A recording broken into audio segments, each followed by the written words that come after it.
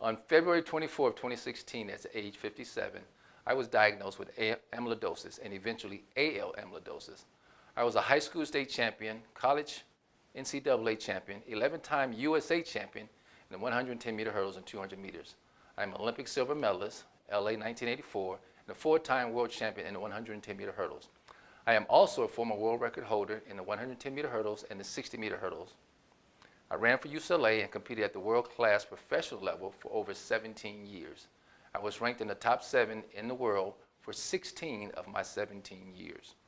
Since my retirement, I have maintained my athletic form and continue to work out at least 4 days a week. Approximately 2 years ago, I noticed I was having some shortness of breath after walking up just 14 steps in my home.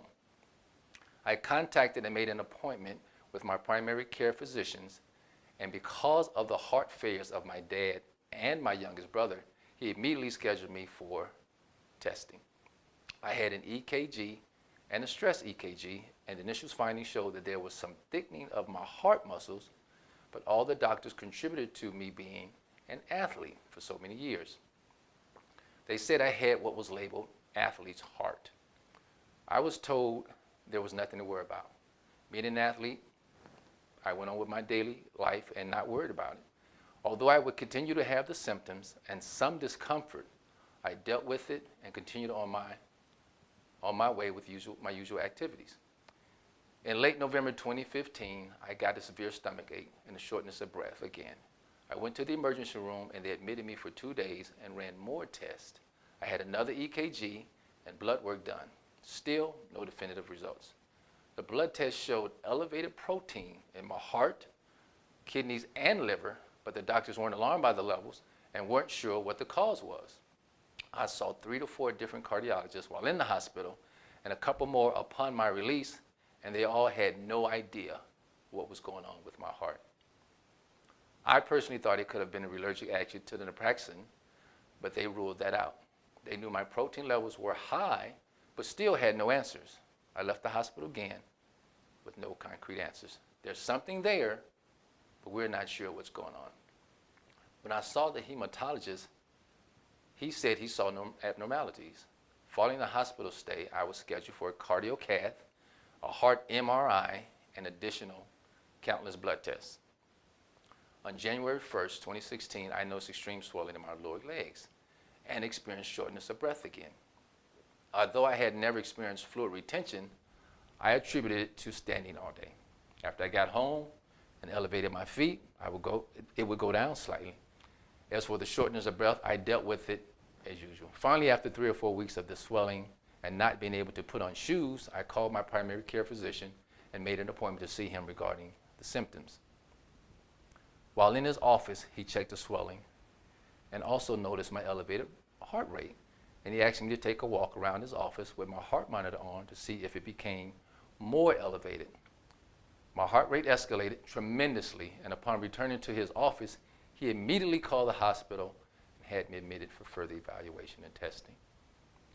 While in the hospital, they put me on IV Lasix for the fluid retention.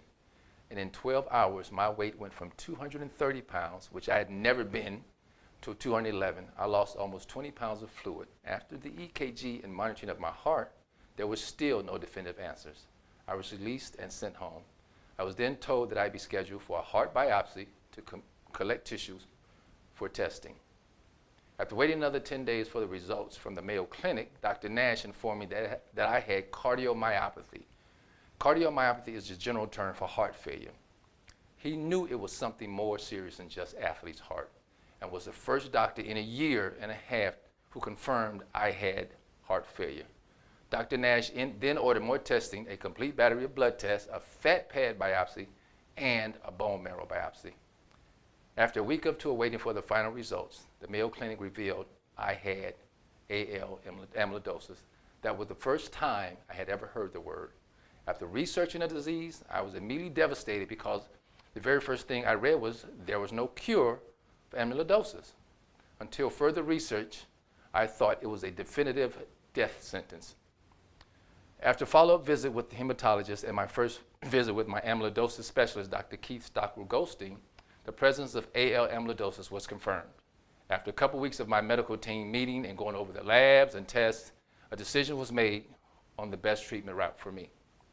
Dr. Goldstein informed me that I would be undergoing chemotherapy and a stem cell transplant.